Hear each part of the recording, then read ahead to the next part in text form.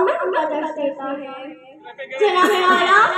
हुजूर आए तो सरिया पर निश्मा गई दुनिया, हुजूर आए तो सरिया पर निश्मा गई दुनिया, अंधेरों से निकलकर रोशनी में आ गई दुनिया, सोते जहनों में ज़ंग उतरा, बुझे चेहरों पे नूर आया, हुजूर आए तो इंसानों को जीने का शऊर आया। जनाब सदर सुलह हुदैबिया के वक्त कुफार के साथ शराइत के बावजूद आप सल्लल्लाहु अलैहि वसल्लम ने उनसे मुआहदा कर लिया, क्योंकि इस्लाम को अमन का दर्ज देता है।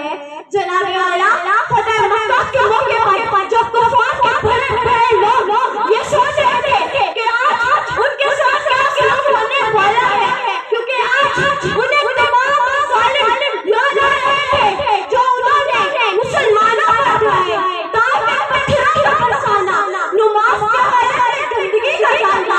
आप सल्लल्लाहु के साथियों पर जुल्म और सितम करना, अलगैज़ उनको उनके घरों से निकाल देना, मगर तमाम जालिम के बावजूद आप सल्लल्लाहु ने उन सब को माफ कर दिया, क्योंकि इस्लाम तो अमन का दर्ज देता है।